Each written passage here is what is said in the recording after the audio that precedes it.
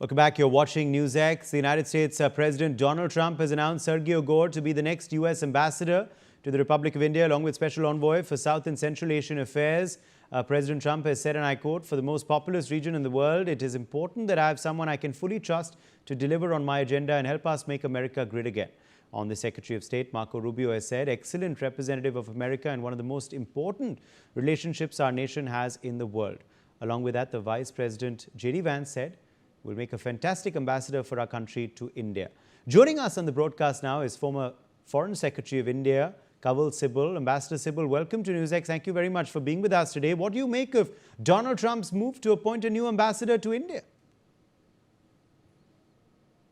Well, he had to appoint an ambassador because it's already several months and there's no ambassador here. And there have been problems now that have arisen in our relations. And there's no one here at the head of the mission, U.S. mission, to give feedbacks to Trump and the Trump administration in general, including the State Department, about the problems that are being caused in our ties by some positions that the U.S. government has taken, Trump has taken, especially on the tariffs issue, and the penalties that he seeks to impose on India because of our ties with Russia. So the appointment of an ambassador was due, but of course, the personality of the ambassador and his mandate remain a very important issue. Now, this gentleman seems to be very close to Trump. He's a big-time MAGA supporter. He's the head of his personnel department in the White House. And to that extent, he has a direct access to the White House, to Trump.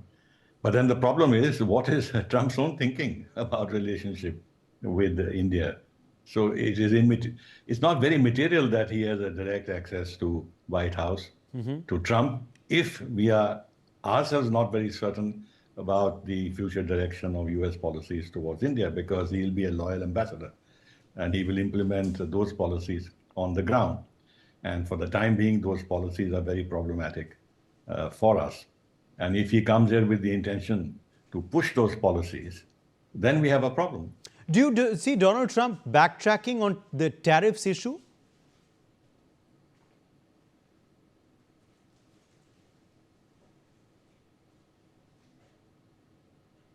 Master Sibal?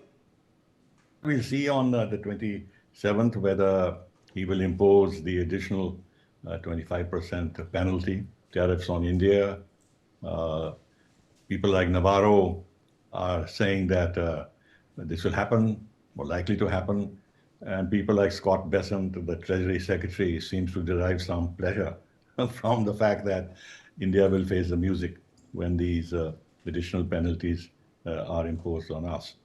Now, if he does that, it will mean that his intentions towards India remain very negative, because he is himself now opening up ties with Russia. He's engaging Russia. And if you hear what President Putin is saying about the kind of conversations they had in Alaska, they are talking about U.S. normalization of U.S.-Russia ties progressively, U.S. investments in Russia. And Putin, I heard him just now say that the U.S. and Russian companies are in touch with each other. And he said that he would like to have more U.S. investment in the Arctic, where there are huge mineral resources. Now, if that is happening on the ground, that he's strengthening his ties with Russia. Oh, incidentally, it also came out from these conversations with Putin that actually Russia is supplying 20% of the needs of enriched uranium of the European Union for running their nuclear power plants. Now, if he goes ahead, that is Trump, to impose these penalties, it'll be so anomalous, it will be such a contradiction. And it will appear that he's acting really in bad faith. And the whole idea is to twist India's arms. So we'll see what happens on the 27th. But so far as the 25% tariffs are concerned, I'm afraid those will stay unless we have some kind of an interim, um, trade deal with the United States, which Trump seems to have blocked because he wants to extract a very favorable deal, a one-sided deal from us of the kind that he has extracted from the European Union and Japan and South Korea. There are certain issues on which we are unwilling to budge, and he thinks that with the threat of these tariffs and penalties, he can browbeat India into submission. So let's see what happens. Okay. Also, would you see Prime Minister Modi's visit to China as a visit that would worry the United States of America? Well, I don't think so. After all, they are themselves in conversation with China. And Trump has extended the tariff pause by another 90 days because he wants to strike a deal with China. So their own relationship is being managed in a particular direction of trying to lower tensions and reach some kind of a trade deal, which if it happens, and as Trump himself says that he hopes to visit China and meet Xi Jinping before the end of the year, which therefore means that the relevance of India in the US-China context would not be the same as before. So I think he understands that Prime Minister is going there for an SCO meeting. It's not a bilateral visit, though of course it will be a good occasion for him to meet President Xi as well as I think President Putin. And it does, in its own way, sends a signal to the United States that we have options. And even though we have difficulties with China and we can't totally open up to China, but some degree of opening with China, some engagement with China would mean that the United States should no longer count on using India as a instrument of their policy, where they both want to engage China and yet treat China as an adversary. So, they have this liberty, they have freedom of action. They will go and engage China, but they'll use countries like India and the Quad and everything else to also put pressure on China, which is a problem for us. We have to be very clear about where the United States and Trump stands on the China relationship. Okay. So it is good that we'll also send a signal that we have certain options which Right. the United States will have to take into account if they continue to pressure us unreasonably on our Ambassador foreign Sibal, policy. also, what would be the significance of PM Modi's visit to China overall? How important is this visit, given the fact that it is after many years that the Prime Minister is actually going to be visiting China physically? And I just said that. It has been preceded now by the visit of Wang Yi and some good conversations that he had with our National Security Advisor, Doval, and External Affairs Minister, Jai Shankar. And some small steps have been taken to move the relationship forward. These are minor steps that, flights will resume, some tourist visas will be given. And there is this Mansarovar Yatra, which they have opened up. There is this positive signal, if you interpret it that way, that they have agreed to go back to the 2005 agreement on the parameters and guiding principles for solving the border issue, and some talk about an early harvest and everything else. But we've gone through this before, and these things haven't led to any substantive change in our relations because China is not going to make any concessions to us on territorial issues. Their position is consistent that let's go and develop our ties in all other areas and put the territorial issue aside. Whereas we are saying that unless the situation on the border is normal, we can't have normal ties with you. Now, these are two opposite positions. Now, to what extent we can work within this contradiction is not easy. to say, but some small steps have been taken in order to create some, positive atmosphere in our ties. But then there are a lot of negative signals. After all, Bangi has also gone to Pakistan. He's gone to Afghanistan. He wants to bring Pakistan and Afghanistan together, extend the CPEC to Afghanistan. They are putting pressure on us on Taiwan, which we have rejected on the one China policy. They're not going to give up their effort to give Chinese and Tibetan names to locations in Arunachal Pradesh. And this whole business of an early harvest in terms of a territorial settlement is a trap. And actually, it contradicts the 2005 principles, which talk about a package deal. There'll be no, deal in individual areas of our common border with Tibet. It has to be a package deal. But this early harvest business, I know what the Chinese have in mind. It's not something that we can easily accept. So anyway, the long and short is that there is some forward movement, and when our Prime Minister meets Xi Jinping, some positive things will come out in terms of the briefings that are given about the content of the meeting, the substance of the meeting, and it will be forward-looking. It suits China at this stage because they are under pressure from the United States to build up this narrative that they are moving towards India, and they may make concessions to India to solidify this relationship.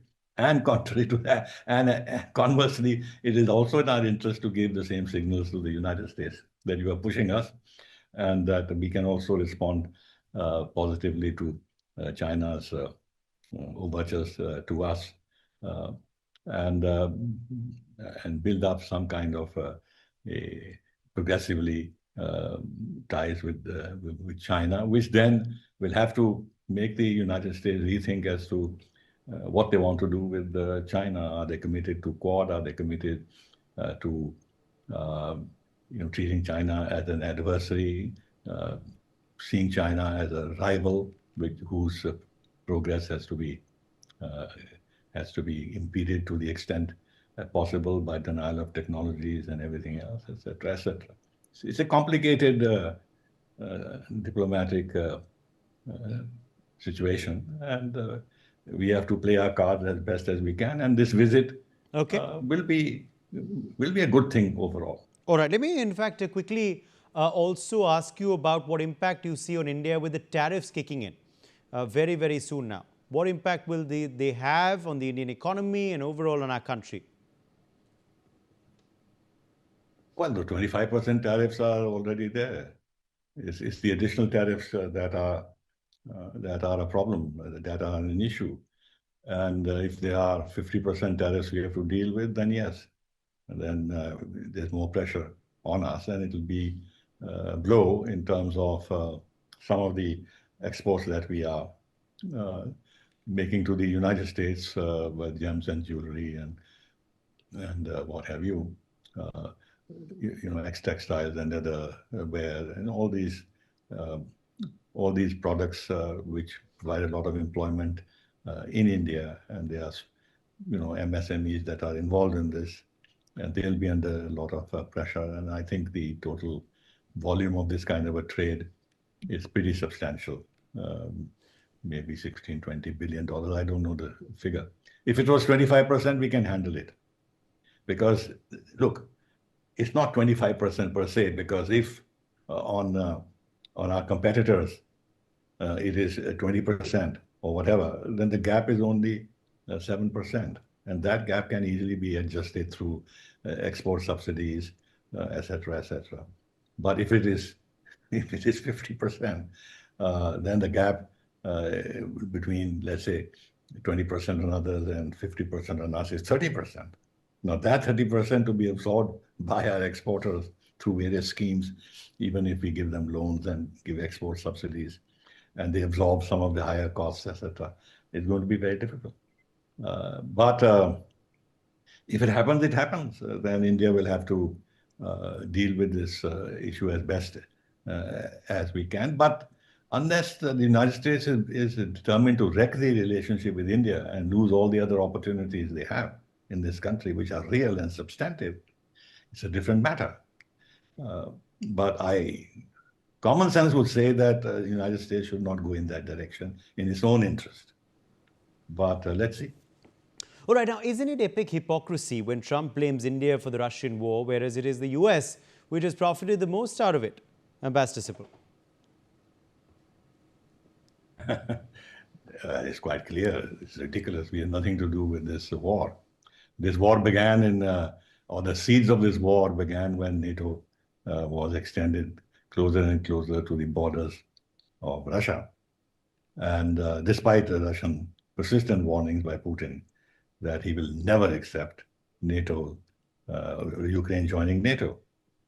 And in 2014, I don't want to go into the history, the United States, you look at what Victoria Nuland is on record to say, they overthrew the legitimate government of Ukraine, elected President Yanukovych, and supplanted him with their own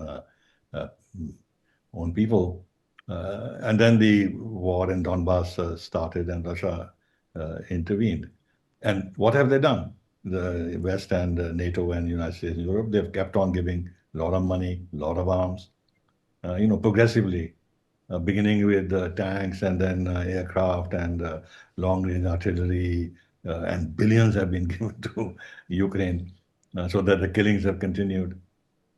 And even now, what has been decided in the last meeting in Washington? The United States will give $90 billion worth of arms to Europe, for which they'll pay, and Europe will then transfer those arms to Ukraine.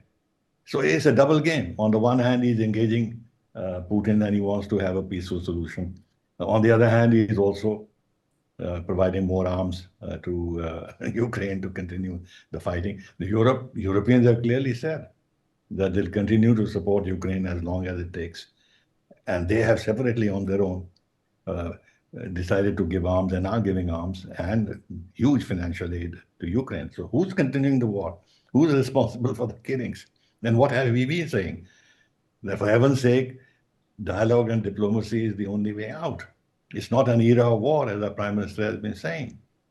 And with regard to the purchase of oil from Russia, apart from the fact that officially we have said, and it's true, and there are people on the American side on the record who wanted us to buy Russian oil so that there is not a huge shortage of oil in the global market and the prices would have shot up, affecting also the American consumer. But apart from that, we bought oil at discounted prices. There was no sanctions on purchasing of Russian oil, and then we refined it. We added value to it, and then our biggest customers were in Europe. We didn't force anything down their throats. But look at the other side of it. Trump, even in his first term, said that, why don't you buy LNG from us, telling Europe? And then they destroyed the Nord Stream pipeline. And now they're selling American LNG, which is much higher priced than what they were getting through the pipelines from Russia, Europe, I mean. And who's profiteering from this? And who has thrust this down the throat? In the last framework agreement between US and European Union, Europe has agreed to buy $750 billion worth of LNG from the United States in the next 3 years. And this has been thrust down their throat. We didn't thrust down our refined products, partly from Russian oil, down anybody's throat. So why are they targeting us? It's such utter bad faith. Okay. It's utter bad faith. Okay. Point taken, Ambassador Sibal. We'll have to leave it at that. We've run